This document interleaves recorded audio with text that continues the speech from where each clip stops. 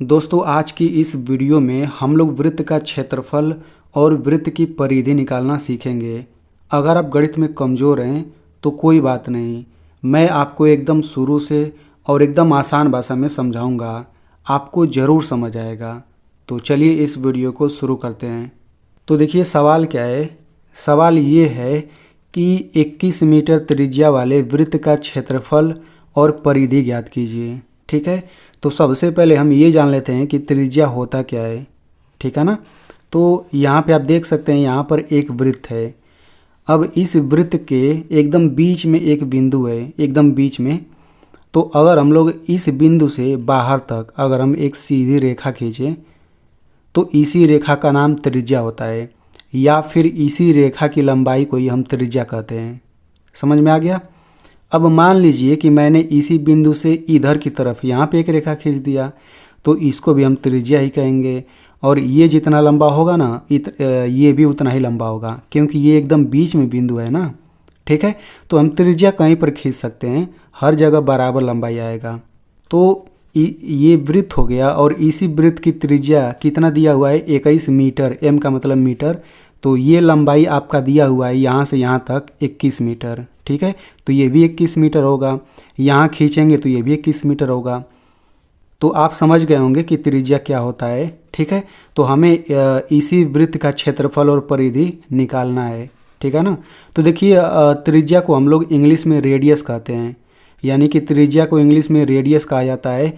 इसीलिए त्रिज्या को स्मॉल आर से दिखाया जाता है। ठीक है ना।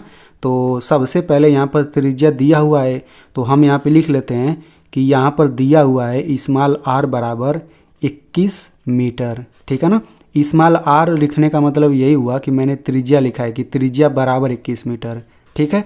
अब हम यहाँ पे वृत्त का क्षेत्रफल निकालते हैं। तो देखिए वृत्त के क्षेत्रफल का सूत्र होता है पाई आर स्क्वायर, यहाँ पर 2 घात है। ठीक है ना।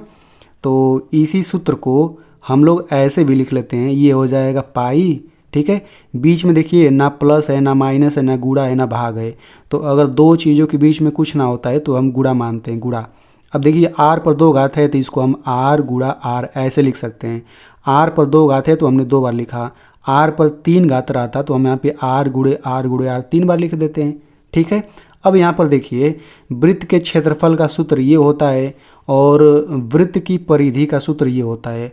आप देख सकते हैं कि इसमें भी पाई है और इसमें भी पाई है, इसको हम पाई बोलते हैं। ठीक है, तो इस पाई के बारे में समझना बहुत ही ज़रूरी है। तो देखिए ये जो पाई है ना, ये एक संख्या होता है। मैं आपको यहाँ पे बता दूँ, पाई बराबर होता है 22/7। ठीक है, तो आप इसे अच्छे से याद कर लीजिए कि पाई बराबर 22/7 होता है। ठीक है, अगर हम लोग 22 में 7 से भाग कर दें तो ये आपका आ जाता है 3.14। ठीक है, तो हम लोग यहाँ पे सवाल लगाते समय पाई के जगह पे हम लोग ये भी रख सकते हैं और ये भी रख सकते हैं।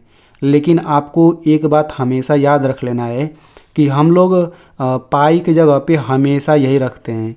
ये कब रखेंगे, अगर जैसे ये सवाल दिया हुआ है ना, अगर इसी सवाल में नीचे लिख देता कि पाई बराबर ये लीजिए, इसी में अगर ऐसे लिख देता कि पाई बराबर ये लीजिए, तभी हम पाई की जगह पे ये लेंगे। ठीक है ना। तो एक बार मैं फिर से बता देता हूँ कि आप हमेशा पाई की जगह पर यही रखेंगे। हमेशा कोई भी सवाल हो, चाहे बेलन वाला सवाल हो, चाहे शंकु वाला सवाल हो, भाई उनके सूत्र में भी पाई आता है ना, तो हमेशा पाई की जगह पे यही रखेंगे। अगर प्रश्न में लिख देता है, अगर प्रश्न में लिख देगा कि पाई की जगह पर ये रखिए, तभी हम रखेंगे, नहीं तो हमेशा हम यही रखेंगे। ठीक है, और ये बात एनसीईआरटी बुक में लिखा गया है। ठीक है, ये मैं अपने तरफ से नहीं बता रहा। तो चलिए हम यहाँ पे सवाल लगाते हैं। तो यहाँ पे r बराबर 21 मीटर दिया हुआ है, तो हम लोग यहाँ पे लिखेंगे पाई। पाई की जगह पे क्या लिखेंगे, 22/7 लिखेंगे, क्योंकि प्रश्न में तो लिखा नहीं है कि पाई की जगह ये रखिए। ठीक है ना। तो यहाँ पर गुणा हो जाएगा r क्या है, 21 है, तो यहाँ पे 21 लिख लेते हैं, फिर गुणा r, फिर r की जगह 21 यहाँ पे लिख लेते हैं। ठीक है, अब ज़रा यहाँ पर ध्यान से देखिए। अब हमें यहाँ पे संख्याओं को काटना होता है, लेकिन हम कैसे काटेंगे, तो यहाँ पर ध्यान से देखिए।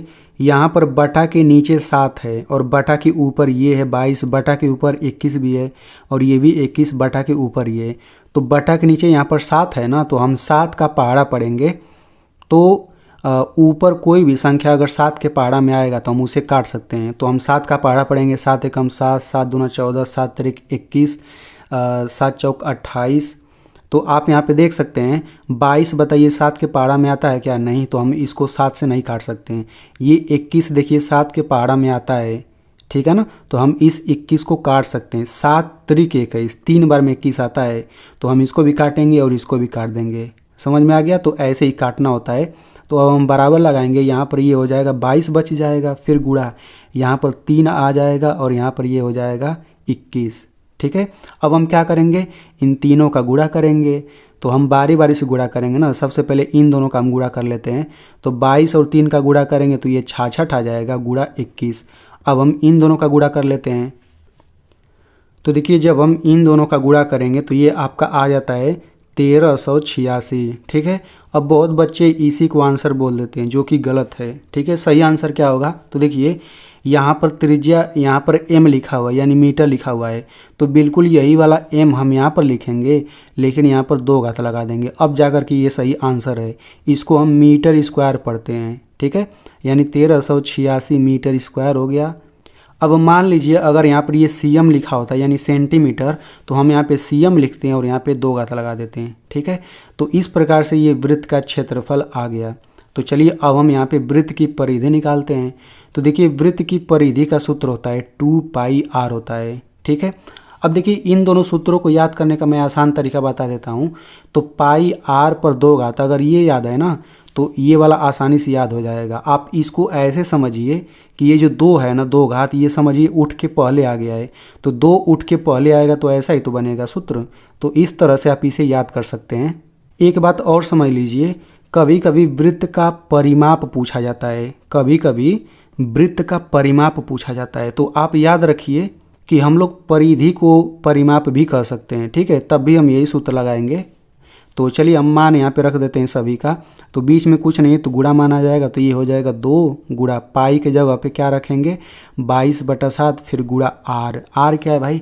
आर तो 21 दिया ही है, तो हम लोग यहाँ पर 21 लिख देंगे, ठीक है। अब बिल्कुल वही काम करेंगे। तो देखिए ये भी बटा के ऊपर है, ये भी बटा के ऊपर, ये भी बटा के ऊपर, केवल 7 नीचे है। तो बताइए 7 के पहाड़ा में ये आता है क्या? नहीं। 7 के पहाड़ा में 22 भी नहीं आता, ये आता है तो हम इसे काट सकते हैं। 7 तिरिक 21, 3 बार पढ़ने पर 21 आता है, तो काट के 3 लिख देंगे, इसको भी काट देंगे। तो ऊपर क्या बचेगा 2 गुणा 22 गुणा 3, यही बचेगा, ठीक है। अब इनका गुणा कर लेते हैं बारी बारी। तो इसका गुणा करेंगे तो ये आपका आ जाएगा 44 गुणा 3। अब हम इन दोनों का गुणा करेंगे, 3 चौक 12, 3 चौक 12, 1 13, ठीक है। अब हम यहाँ पे क्या लिखेंगे, यहाँ पर केवल मीटर लिखेंगे, केवल m लिखेंगे, ठीक है। तो यही आपका आंसर हो जाएगा। अब बहुत बच्चों को कन्फ्यूजन हो सकता है कि यहाँ पर m पर 2 घात आपने लगाया, यहाँ पे m केवल लिखा, ठीक है, तो ये भूल जाएगा। तो मैं इसको भी याद करने का तरीका बता देता हूँ। तो देखिए यहाँ पर r पर 2 घात है, तो यहाँ पे m पर 2 घात लगा दीजिए। वैसे ही यहाँ पर केवल r है, r पे कोई घात नहीं, तो यहाँ पे m पर कोई घात नहीं लगाएंगे, ठीक है। तो देखिए मैंने आपको इतनी आसानी से चीज़ों को समझा दिया। तो मेरी मेहनत के लिए आप लोग इस वीडियो को एक लाइक कर दीजिए और इस वीडियो को अपने दोस्तों के पास ज़रूर भेजिए, क्योंकि उनको भी फ़ायदा हो जाएगा।